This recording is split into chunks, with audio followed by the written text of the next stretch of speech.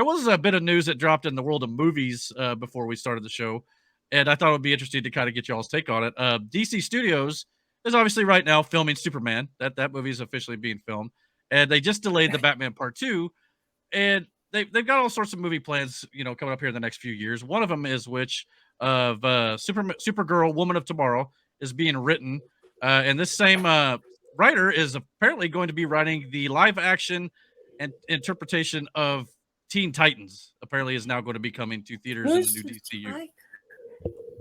Beast Boy. Yeah, Beast Boy. Yeah. So I thought I'd get y'all's take on this because apparently the Batman Brave and the Bold movie that's coming out, the Bat family is already supposed to be a thing. We're going to skip right past the origins from the sounds of things. And it looks like we'll probably already have Nightwing and Robin already established. Damian Wayne will be a thing. And I know a few of those characters eventually join the Titans or the Teen Titans team. Okay. So thoughts on potentially this film coming sooner than we thought? I don't know. I know Brandon's got into the DC lore, especially. And I think Seth is too. Maybe more than Matt and Miranda. I'm not sure, but I'm a little bit DC. Yeah. I know a little I bit. fall asleep for everything.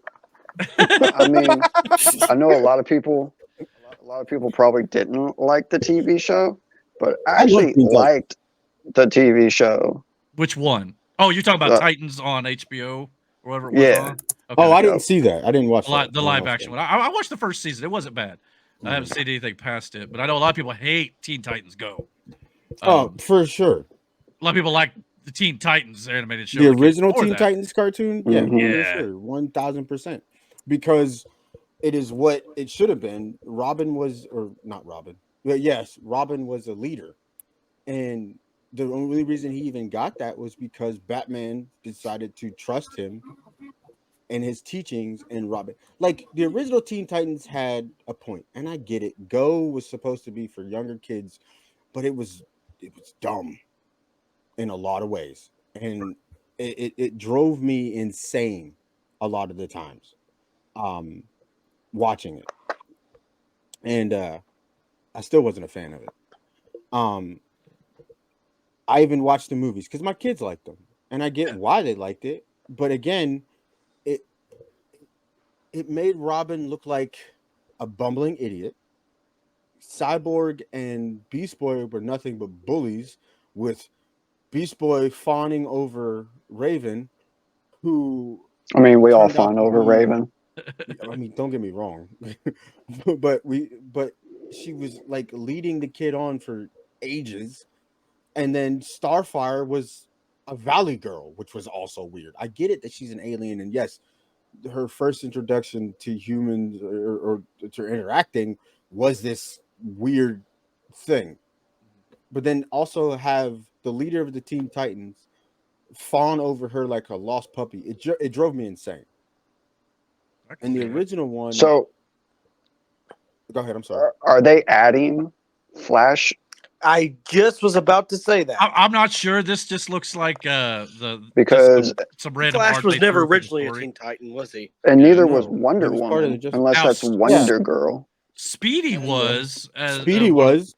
In only a couple episodes, though. Yeah, but that's not Speedy's outfit. Right. No, that's the Flash. Right, or it could be. I don't know if it's. But they were always there as mentors. Is that the Barry Allen or is that Wally West? Not sure. Like I said, this isn't official art for the movie. It's just some art that somebody pulled and put up with the story. But so it could be any of these characters in the actual team up film. But to me, at least, the report says it's the same writer as the Supergirl Woman of Tomorrow movie that is being currently developed. And it sounds like it could be even shooting as early as later this year or next. What I like about that is that they must have some sort of confidence in that Supergirl movie if they've hired the same writer to write this. So at least that tells me we're probably on the right track when it comes to the storyline being written, at least. So that's good news. My one concern, though, with the whole DCU thing in general, is like I said before, is that they're jumping kind of like straight to Damian Wayne being in the Bat family. And it looks like possibly Nightwing and all these other Robins possibly could already be a part of the world when we start.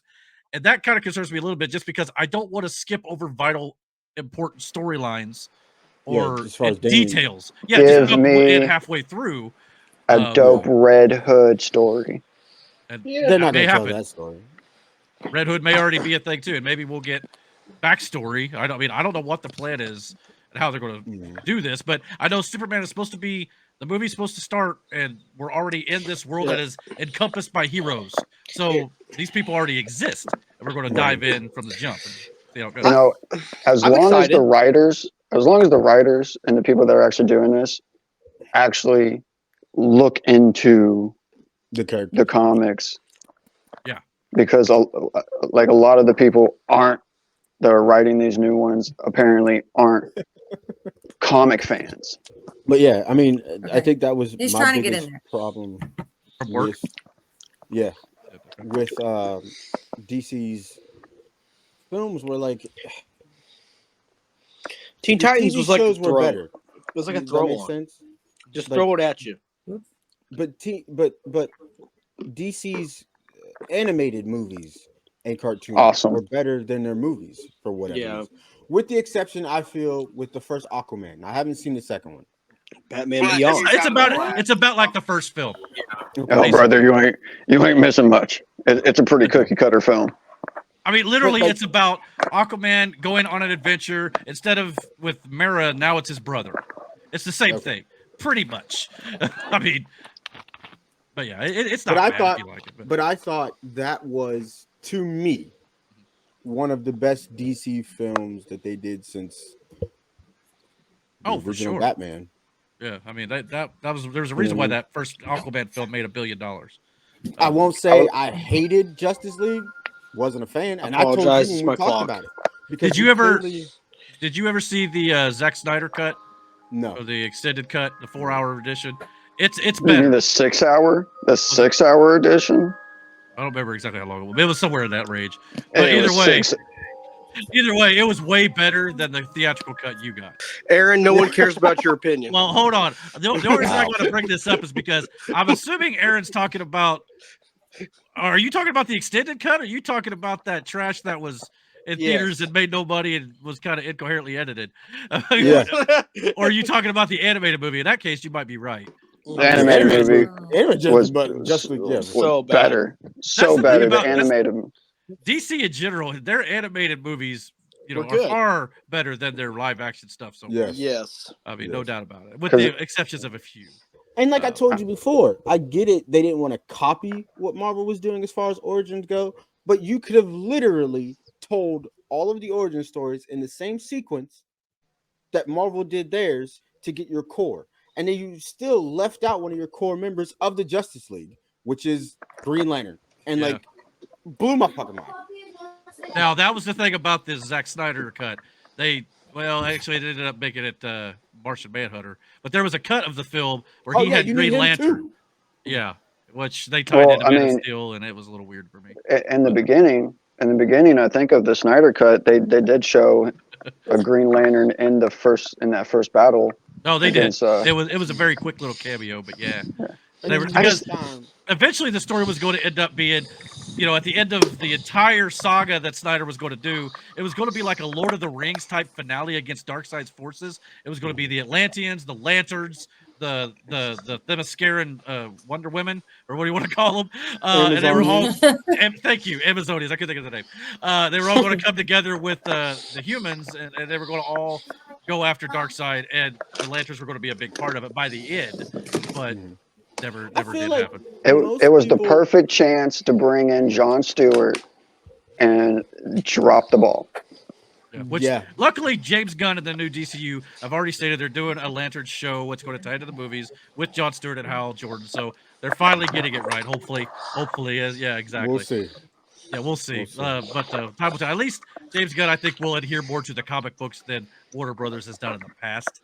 So fingers crossed. And the fact that DC now has their own studio. Before they were just going based on what Warner Brothers were doing. So it's like Marvel now. They've got their own studio over there. So hopefully that'll help.